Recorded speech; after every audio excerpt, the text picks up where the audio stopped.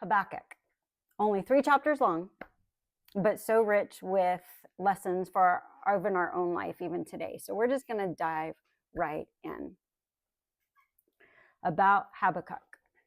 He is not mentioned anywhere else except within his own book here. And it's believed that he prophesied around 600 BC because he mentions the Babylonian invasion that will conquer Jerusalem. And scholars believe he wrote this book after Babylon conquered Assyria. So Assyria was destroyed and Babylonians were on the rise after 612 BC.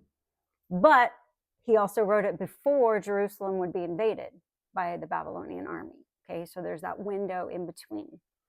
So it's important to know that he had witnessed the fall of Assyria, and then yet the rise of another evil pagan nation threatening Israel. So there's that background already in his head as he's writing this book, okay? So Habakkuk's assignment, actually there is no clear assignment within these chapters. The book is different in that it doesn't address a nation of Israel or the surrounding nations. Habakkuk is not sent by God to deliver a message per se. Yet, through this recorded dialogue between God and Habakkuk, we learn about the prophesied Babylonian invasion. And the only true assignment as seen is in chapter 2, verse 2, where it says, Habakkuk, God tells him to write and record this conversation for the sake of others. And I love that because even though it's not directed at anybody, it was important for him to record it so that others would hear it and see it. And I think that's true of our conversations with God too. So often we want them to remain private, but there's so much that others can learn through our conversations with God. But we have to be willing to share them. And that is what Habakkuk was willing to do. So this book is a result of some questions and confusion that Habakkuk has for God concerning God's methods. These questions are a result of the culture that Habakkuk faced. He is burdened by the evil and injustice that he is witnessing among his own people, which leads him to a place of distress and confusion. He had been crying out to God on behalf of the Israelites and their sinful descent. Habakkuk and his book are a testament to the fact that we as humans, no matter how close to God we are, can still struggle with our faith and understanding God's ways. We will always still have questions, right? In fact, a Gallup poll recently revealed something that aligns very close with what Habakkuk personally struggled with himself. Within this poll, the question was posed to people, if you could ask God anything and an answer is guaranteed, what question would you ask him? The most frequent and overwhelming response was, how can you, God, allow evil to exist? It's an age-old question, and it didn't start with us in our generation or the generation before. It started way back in the Old Testament.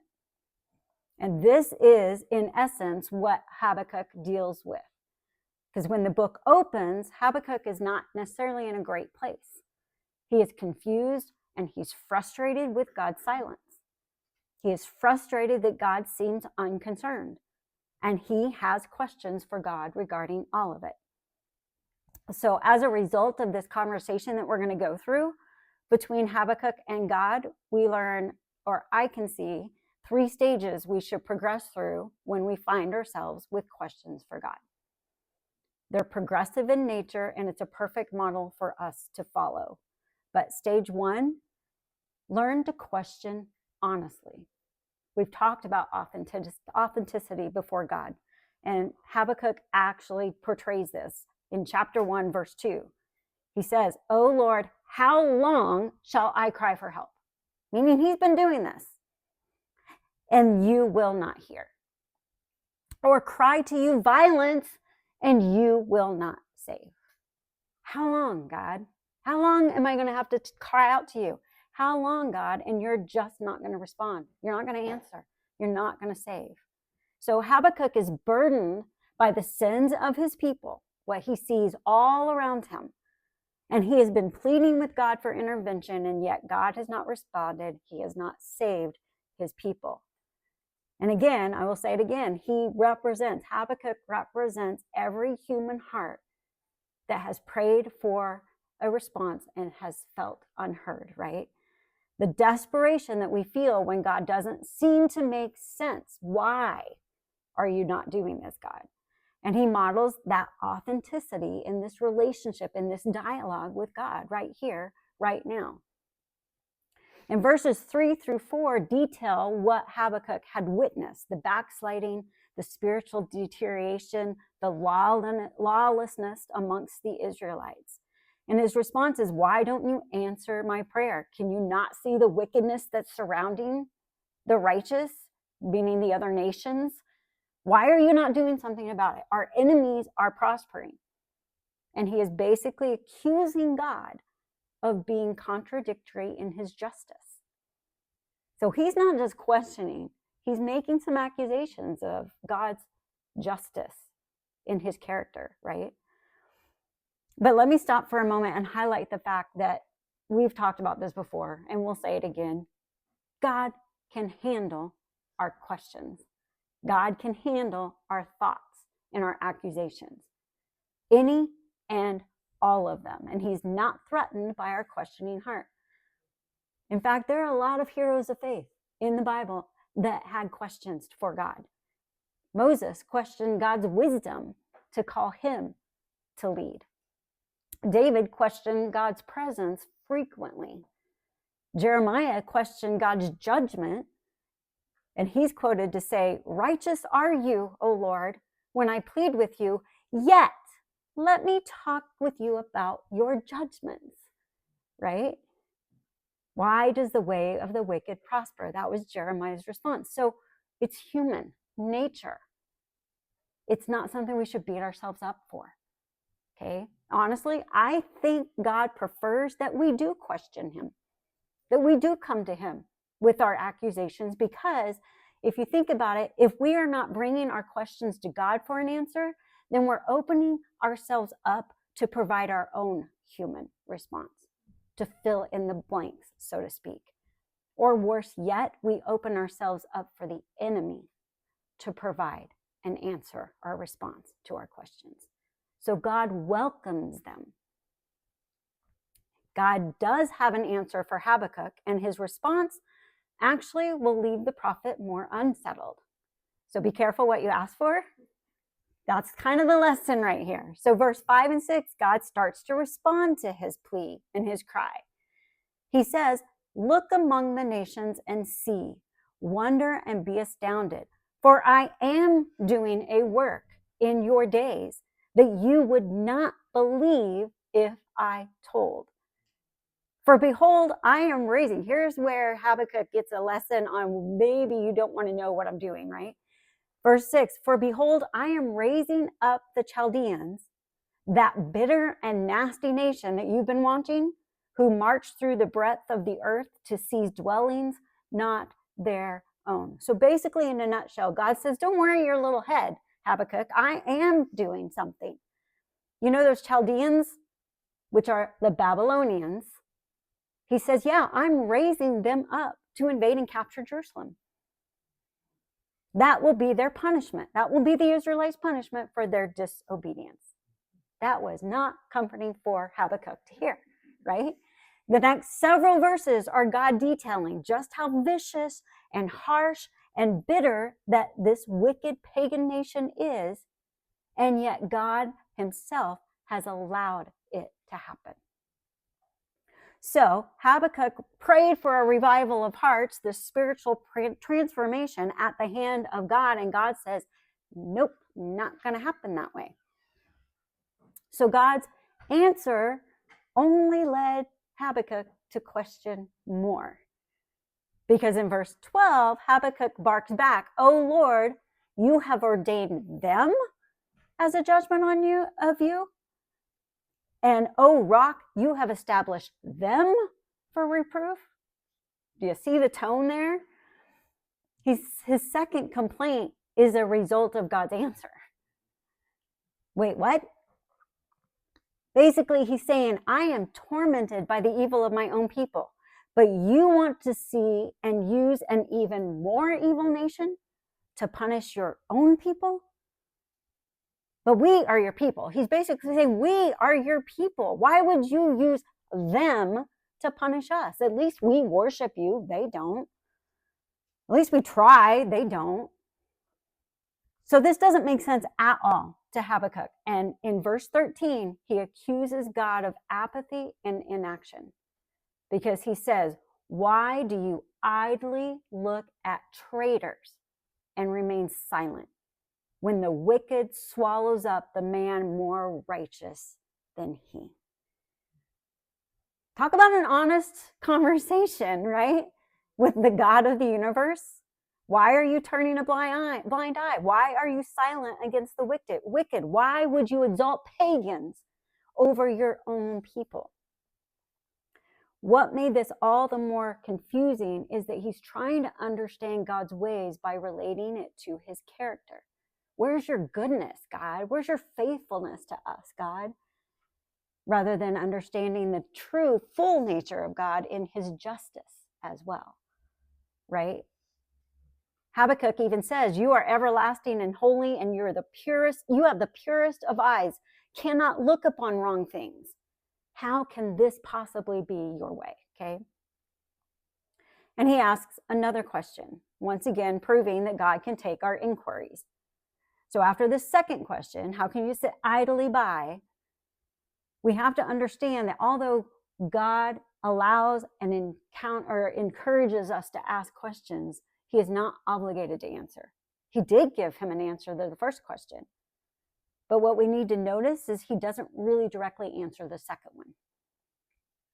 Because remember, chapters and verses were added long after the Bible was written. So sometimes it can disrupt the flow of thought.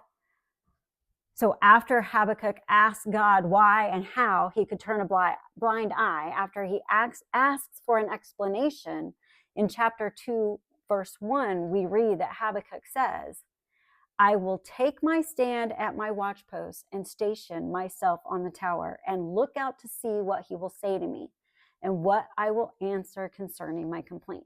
So there's not this direct answer right away. Habakkuk has to wait. He has to watch to see what God will say. And he has asked his question, and now he's willing to wait for an answer. But again, if you've read ahead in chapter 2, you will know that God doesn't directly answer the second question like he did the first. He doesn't explain why he sits idly by, or divulge his ways, or satisfy Habakkuk with his specifics of detail. Instead, God responds with the next part of processing life when we have questions. That's number 2, stage 2, learn how to live when it still doesn't make sense. So before I go into what God does say, this is a good place to highlight something very important as well. Sometimes God's silence or decision to not directly answer our questions is because he knows we don't have the capacity to comprehend his ways over our ways.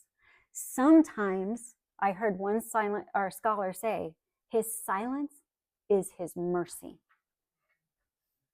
Wouldn't Habakkuk been better off if he had not heard the answer to his first question that caused the second question and more of a spiral, right? In God's mercy, sometimes he chooses not to burden us. Most of us have heard the verses in Isaiah 55, 8-9. My thoughts are not your thoughts, neither are my ways your ways, declares the Lord. For as the heavens are higher than the earth, so are my ways higher than your ways, and my thoughts than your thoughts. So this is a lesson that Habakkuk is trying to learn now. God's ways are wiser. They're more sovereign. They're more deliberate. They're more intentional with a bigger picture in mind than we could ever comprehend. Any parent can understand this at some level, right? My grandson, Aiden, would absolutely love to go play in the street or the parking lot and run as fast as he can without a concern in the world about a car that could be coming through that could hit him.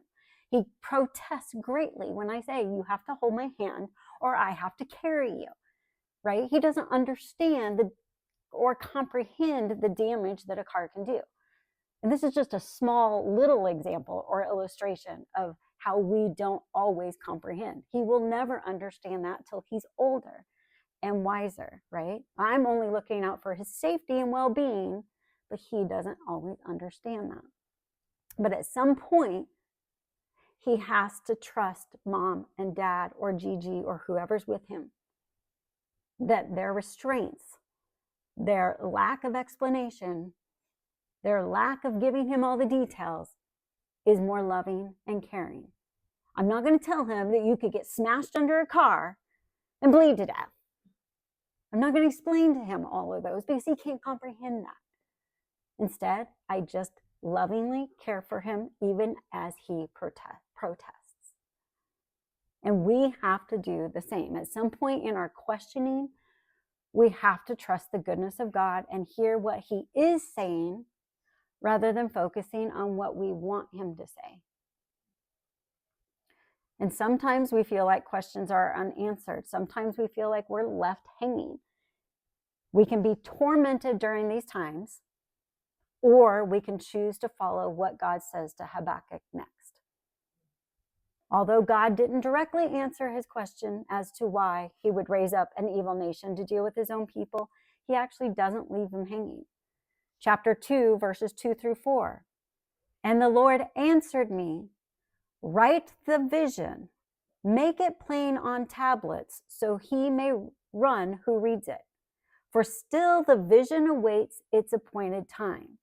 It hastens to the end. In other words, I'm starting something and I will complete it. It will not lie.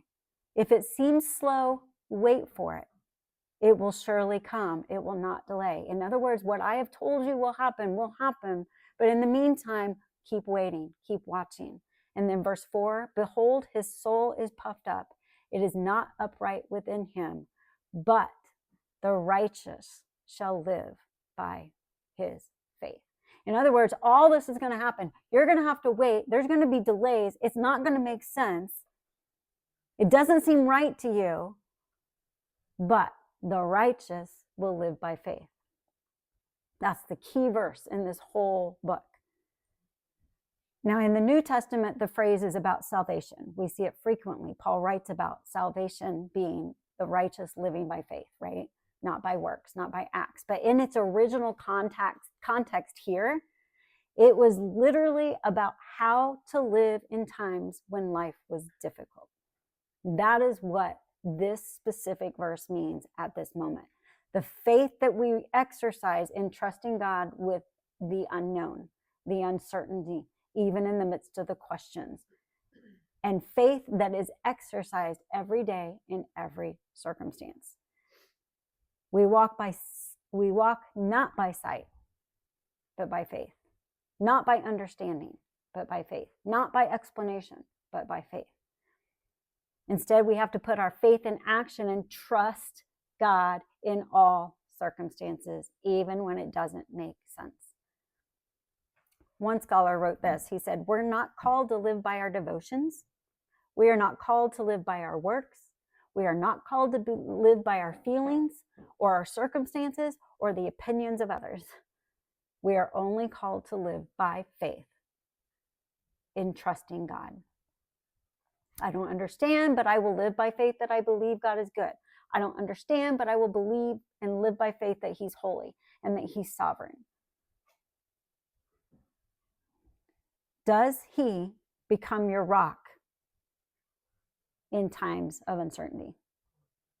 Psalm 18:2 says, the Lord is my rock and my fortress and my deliverer, my God, my rock in whom I take refuge, my shield and the horn of my salvation, my stronghold. We activate faith when we have an unclear path, but we choose confidence in saying Psalm 91:2, I will say to the Lord, my refuge and my fortress, my God, in whom I trust. Talk about choice. Again, we're choosing him as our rock, not our circumstances. We're choosing him to trust, not our circumstances. When you're afraid, will we say, as David did, Psalms 56:3, when I am afraid, I put my trust in you. These are the examples of how we walk by faith. And I love how chapter 2 ends with verse 20. But the Lord in his holy temple, let all the earth keep silent before him. So this verse shows how Habakkuk went from questioning to trusting by finally being silent before God. He's expressed his doubts. He's expressed his confusion. He's expressed honesty, his accusations, and he laid his heart and his mind at the feet of God. And now he says, let me be silent before you because you are holy. It was in the silence that followed that God was able to fill Habakkuk with the space of himself. That is when he acknowledged the holiness of God, when he emptied all of himself, all of his human misunderstandings. And God remained with him. And he does the same with us when we are steadfast to live by faith. But all the other things that we try to live by are disruptions to the presence of God. It's only in faith that we open the way for the obstacles to be removed and God's presence to be really ushered in. And of course, this isn't a process that we resolve in 30 minutes. God, I have this against you. Da da da da. Well, I emptied it out. I'm sitting at your foot. Oh, it's holy. Everything's great.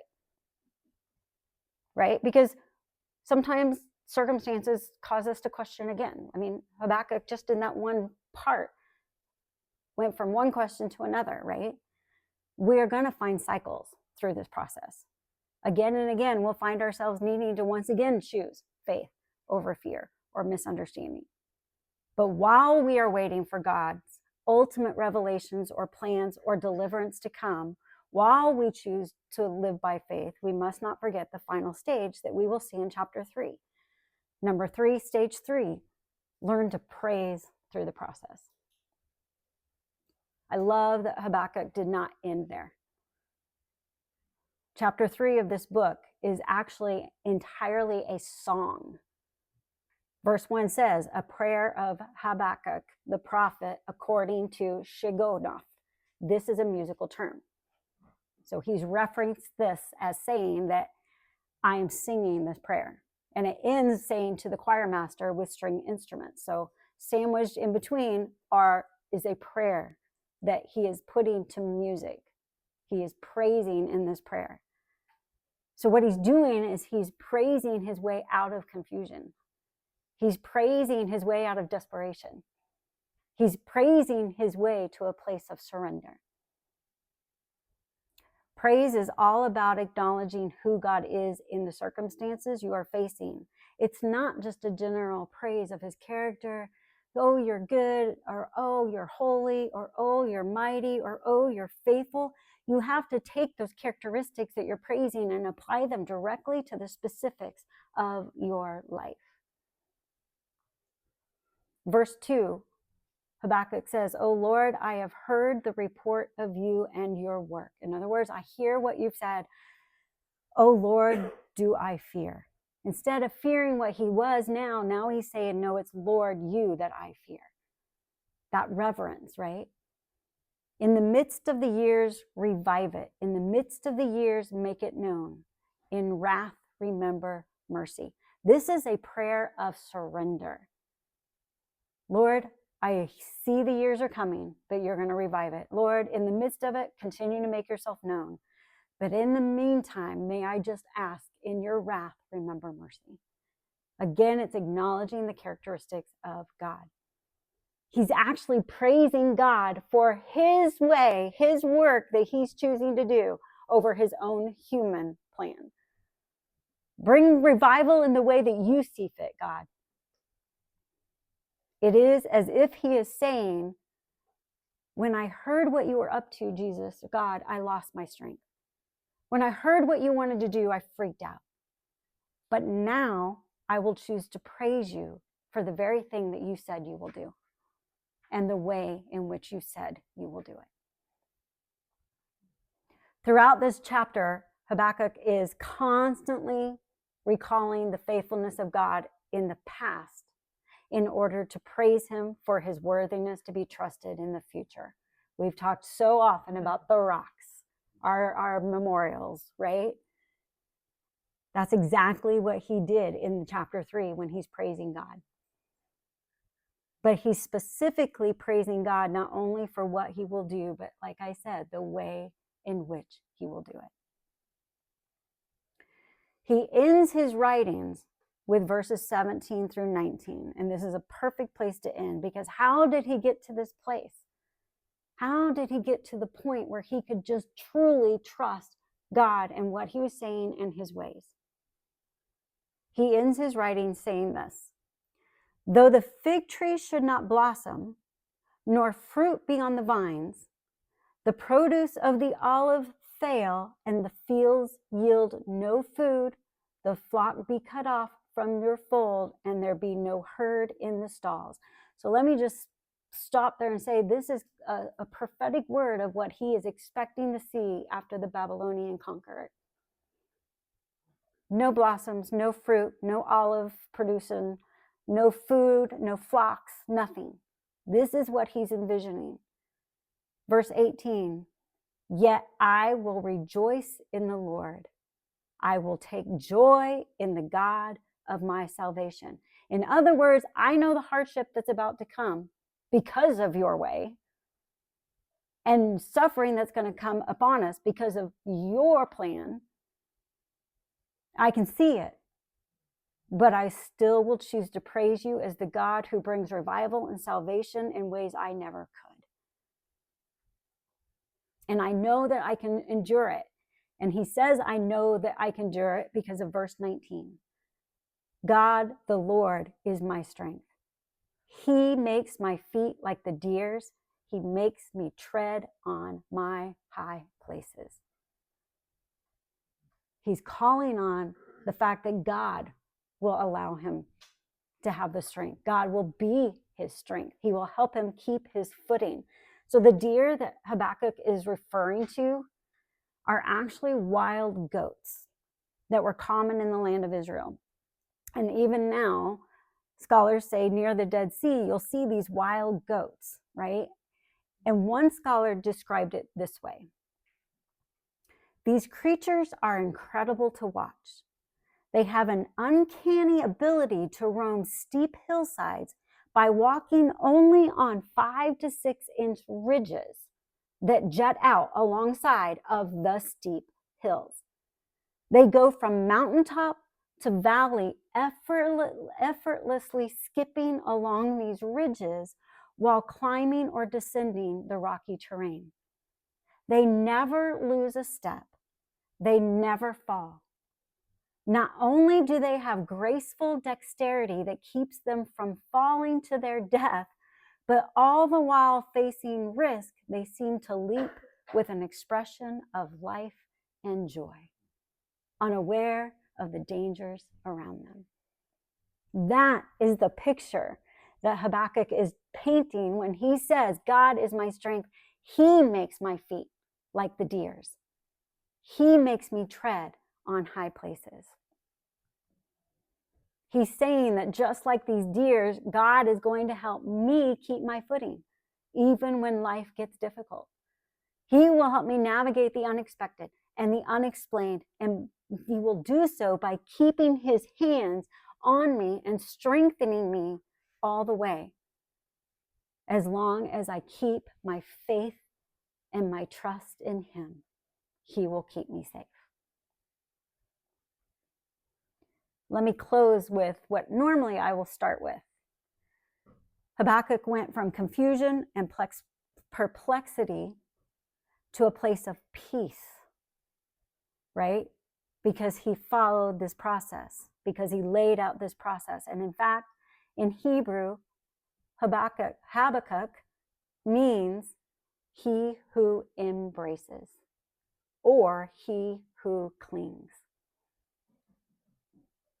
a very appropriate name for a prophet who beautifully modeled for us what it means to embrace or cling to God, who is good and can be trusted regardless of when I don't understand and when I face the uncertainty. So I leave us with the questions before we go into worship. Where do you need to, like Habakkuk, embrace God in your life today? What questions do you have that God desires to hear from you? How can you choose to walk in faith regardless of the answer? And how can you choose to allow God to be your strength? What do you rely on that you need to relinquish so that God is the one keeping your footing? All these are questions I want us to ponder while we worship today.